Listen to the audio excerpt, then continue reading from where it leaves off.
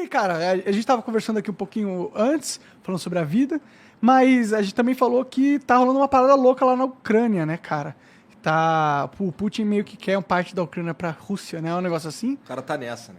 Tá nessa. Tá O cara brincando não de abandona, Wars. ele não larga esse osso, né?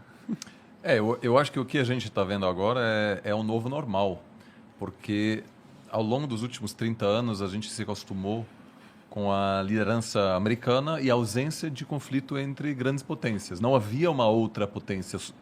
Então esse tipo de conflito agora ele tem uma outra qualidade do que a invasão americana no Iraque ou vamos dizer outros conflitos que tivemos nos anos 90, 2000, porque agora tem o risco de haver um confronto entre duas grandes potências com armas nucleares, a Rússia de um lado e os Estados Unidos do outro. Cara, eu não sabia que tava tão tenso assim.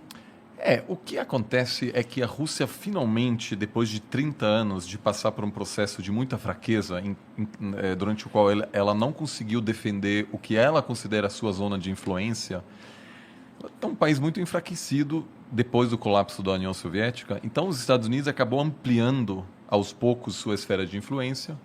A Ucrânia não faz parte da OTAN, que é um acordo de defesa coletiva, que quer dizer, qualquer ataque a um membro da OTAN é um ataque a todos os países, portanto, todos precisam defender esse membro. A Ucrânia está fora disso, mas os Estados Unidos estavam começando a dar sinais de que até a Ucrânia poderia entrar na esfera de influência americana. E a Rússia agora, depois de 30 anos depois do colapso, está ganhando a força novamente para tentar retomar esse espaço. A China também está de olho nisso e claramente, se os Estados Unidos permitir que a Rússia novamente aumentasse sua esfera de influência, claramente vai tomar isso como um sinal de que ela também pode, aos poucos, estabelecer essa zona que qualquer grande potência quer. Né? O que uma grande potência quer? Segurança, integridade física, territorial. Porque na história internacional, países às vezes desaparecem. Então, o que qualquer país quer é segurança de fronteiras e a melhor maneira de você ter segurança é você controlar seus vizinhos. Os Estados Unidos teve essa grande sorte de ter dois vizinhos fracos, Canadá e México, e ter dois oceanos que protegem os Estados Unidos. A China não tem essa sorte, que está cheio de outras grandes potências, e a Rússia sempre também buscou controlar a Europa Leste.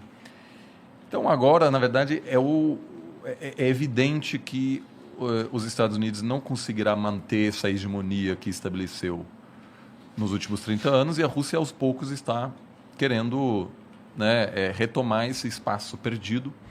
Então, mesmo se houver uma solução agora a curto prazo, essa tensão geopolítica veio para ficar. Entendi. É o novo normal. Isso é a Rússia fortalecida ou os outros países enfraquecidos que deram esse sei lá, essa oportunidade? Você tá falando que os Estados Unidos se enfraqueceu, é Não, isso? tô perguntando, Eu acho que são os dois.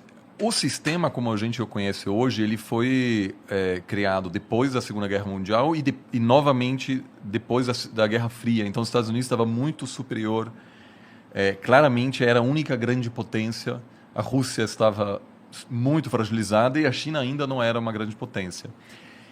Então, era evidente que aquilo não era sustentável, que em algum momento a Rússia, que é uma superpotência energética, maior exportadora de gás natural, mas de vários outros produtos também, trigo, por exemplo, petróleo, que ela em algum momento ia se reerguer e reconquistar um espaço perdido.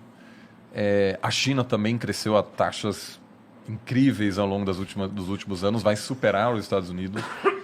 Então, essa posição privilegiada dos Estados Unidos, ela está se desfazendo agora. E esses processos de transição, eles sempre são difíceis, porque nenhum presidente americano pode dizer, ok, gente, lideramos a economia internacional por décadas, agora chegou a hora de passar o bastão para os chineses. Eles não podem fazer isso. Mas, ao mesmo tempo, a população americana não quer mais sustentar essa grande presença de bases. Por exemplo, havia um desejo americano de tirar as tropas do Afeganistão. O pessoal cansou, não queria mais. Então, eu acho que é um pouco dos dois, um declínio relativo dos Estados Unidos, que é um país muito fragilizado agora, né, que tem uma tensão enorme interna. Eu estou mais preocupado com a democracia americana do que com a democracia brasileira. Sério? É uma situação horrível.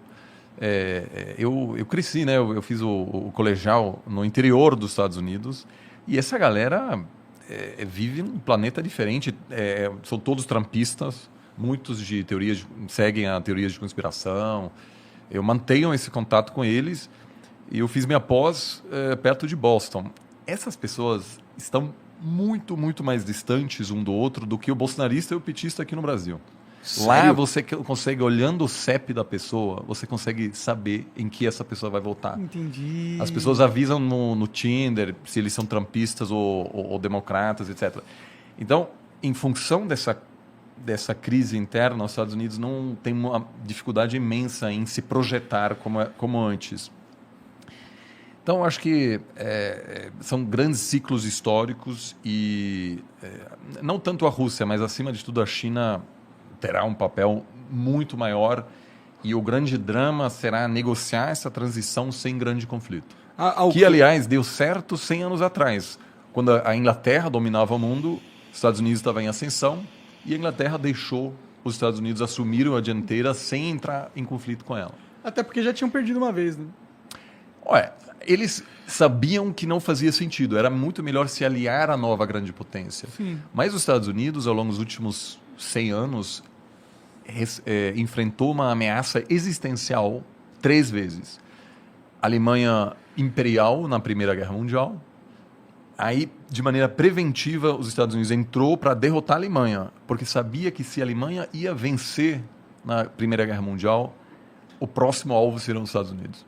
Aí, de novo, a Alemanha nazista e Japão imperial. Derrotou os dois para não sofrer um ataque depois. Acabou, na verdade, sofrendo no Havaí, né? Pearl Harbor.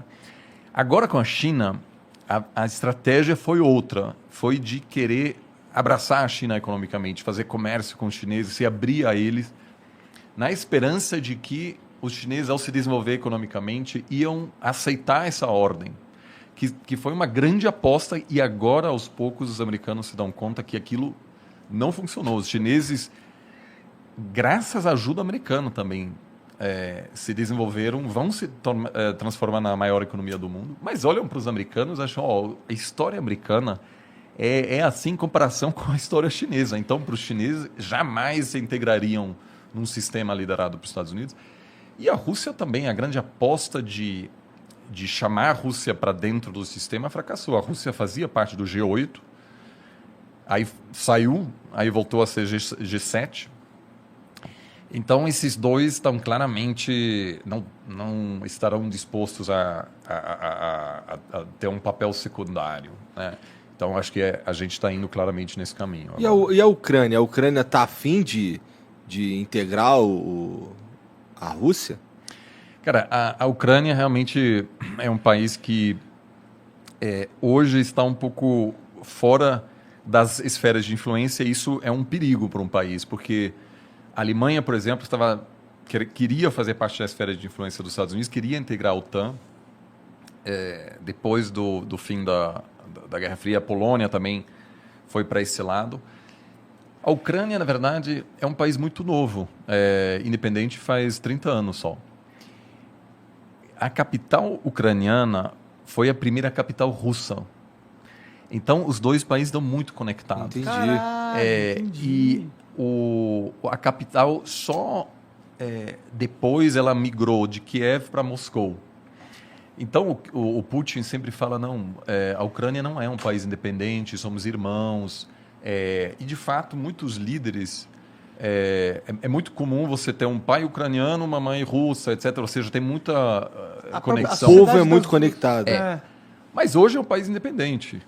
E tem muito ucraniano que prefere não ser dominado pela Rússia. O país, na verdade, está dividido no meio e a parte ao leste tem uma forte presença de pessoas que falam russo em casa, que têm até uma certa simpatia com a Rússia. E do outro, é uma população que prefere estar mais próxima à Europa. E nas eleições você vê claramente que essa divisão existe E ao longo dos últimos anos sempre teve um pouco um presidente pró-russo